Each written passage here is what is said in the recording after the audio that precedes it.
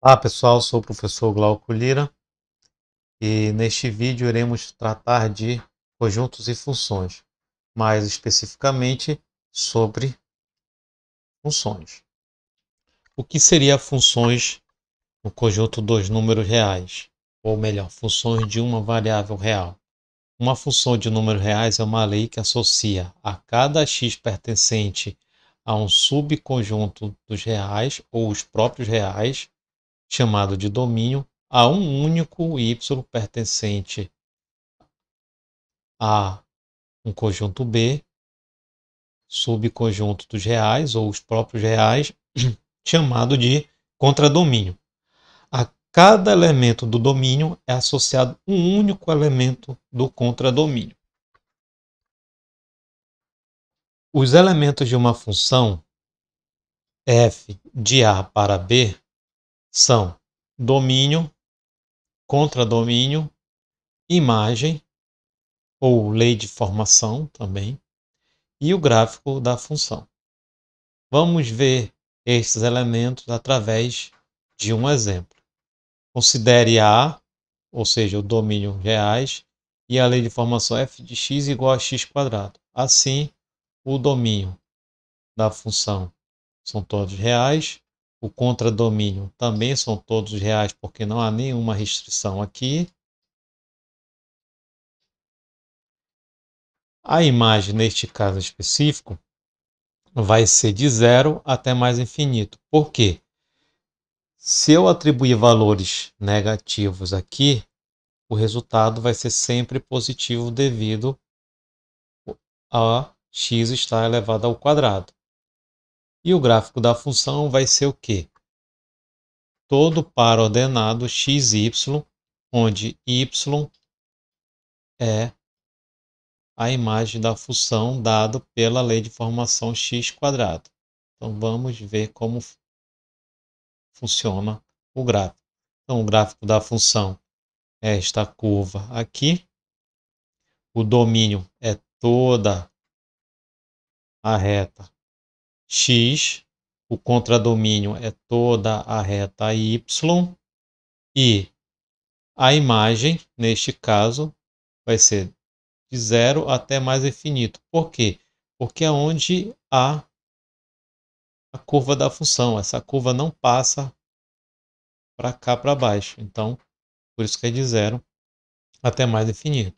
E o gráfico vai ser sempre dessa forma.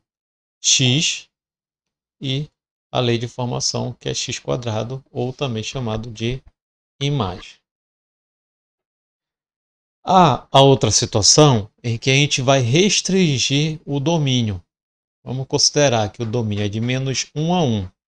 A lei de formação é a mesma, ou seja, é a mesma função.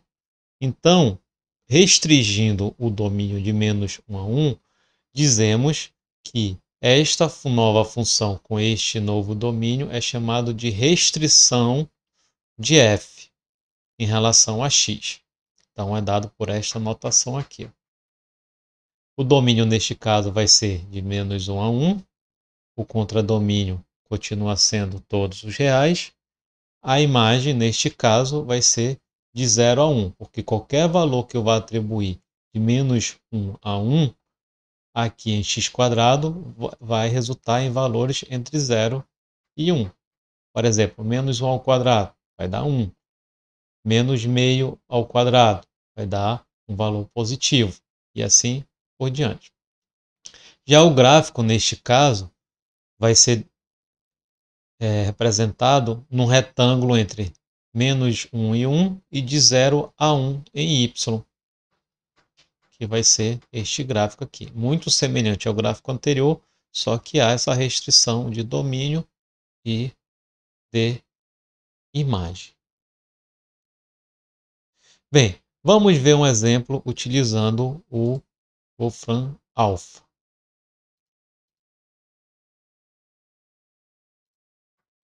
Como a gente sabe, a gente vai lá no site, aí aqui a gente desce, vai em plot e gráficos. Aqui vem funções, aí aqui ele dá até alguns exemplos de como construir funções. Vamos fazer a função exponencial, aqui, por exemplo, de 0 a 10. Então, função exponencial de 0 a 10. Aí dá o gráfico, tá aqui o comportamento do gráfico, e ele dá também o comprimento da função, certo? Uma outra maneira também, vamos supor que a gente não queira fazer a exponencial, a gente queira log de x. E mudar o intervalo. Então, a gente tem a função, o gráfico da função. Então, a ferramenta é muito interessante porque rapidinho dá o gráfico e a gente entende como é que é o comportamento da função, que às vezes é um pouquinho complicado. Então, por exemplo, se eu colocar logo aqui dividido por x, aí já vai ter a função com outro comportamento, log de x sobre x, certo? Vamos então também ver um exemplo utilizando o GNU Octave. Para fazer pelo GNU Octave, observa que eu já fiz aqui um códigozinho para fazer o gráfico da função seno de x sobre x. Então, como é que funciona cada linha? Essa linha a gente limpa a tela e a memória do computador. Aqui a gente chama o pacote de linguagem simbólica do Octave. Aqui a gente define a variável x. Aqui a gente calcula a função seno de x sobre x. Aqui a gente faz o gráfico. Só que tem um detalhe. Este gráfico ele é construído com uma região automática. E às vezes esse gráfico ele não fica muito interessante a visualização. Então a gente define uma nova região de construção de gráfico. No caso do x a gente vai fazer de π sobre 100 a 10π. E o y vai fazer de menos 0,4 a 1. Aí volta aqui para a função explode, o primeiro parâmetro que é a função y, e o segundo parâmetro que é a região retangular que eu quero que construa o gráfico. Certo? Então, vamos ver como é que fica este gráfico. Aí é o intervalo automático e agora com a região personalizada do gráfico. Observa que foi extremamente rápido a construção do gráfico e a gente pode ver o comportamento até de funções trigonométricas utilizando estas ferramentas computacionais. Bem, quando é que a gente sabe que que um gráfico é uma função? É simples. Você traça uma reta vertical, se essa reta vertical passa uma única vez no gráfico da função, então este gráfico pode ser considerado função. Neste caso aqui, a gente traçou a reta, sendo que ela passa em dois pontos, aqui e aqui. Assim, a gente tem um valor do domínio com duas imagens. Então,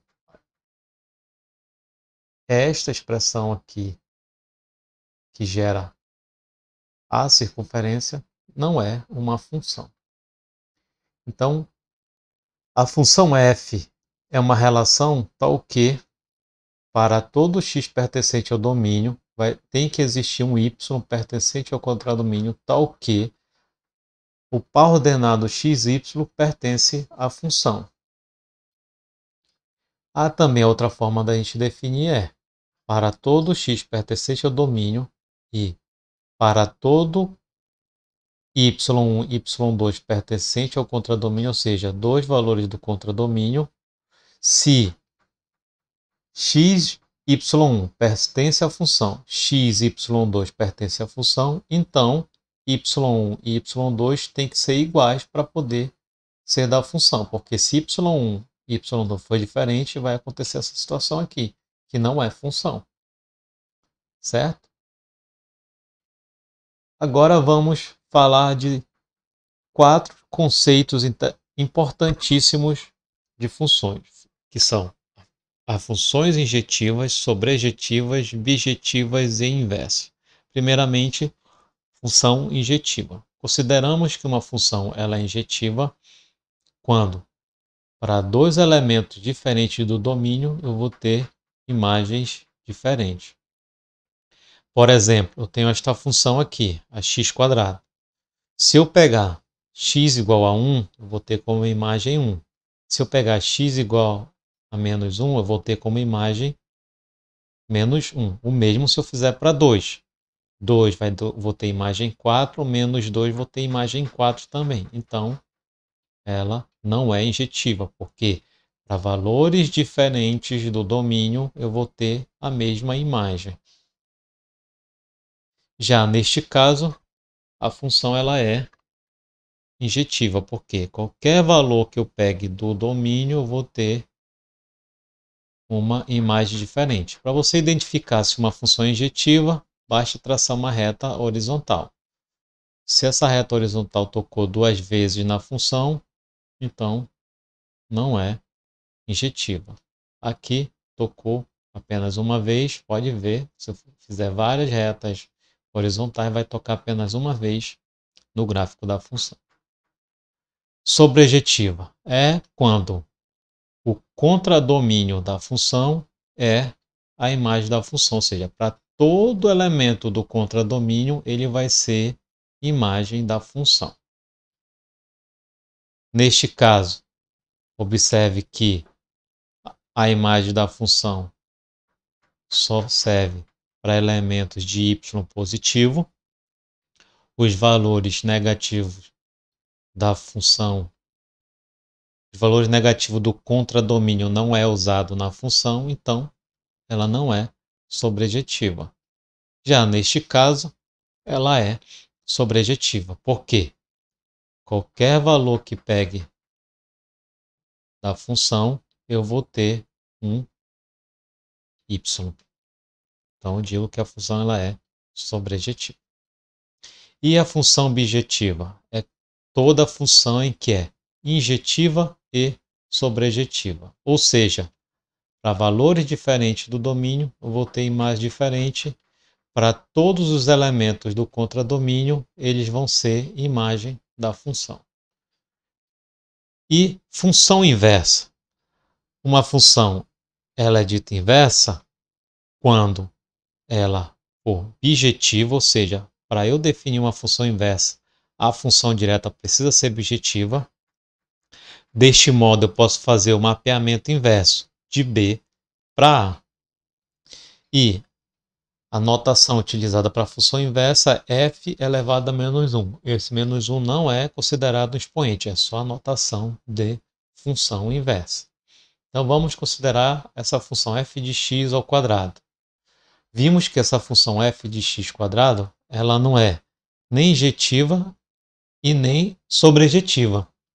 Porém, restringindo o domínio de 0 até mais infinito, eu vou ter o contradomínio também de 0 até mais infinito, fazendo essa restrição, ou seja, isso aqui, somente o primeiro quadrante do sistema cartesiano, eu vou poder calcular a função inversa, que vai ser a raiz de y. É só simplesmente pegar o x² e passar para o outro lado, e com isso eu tenho a função inversa.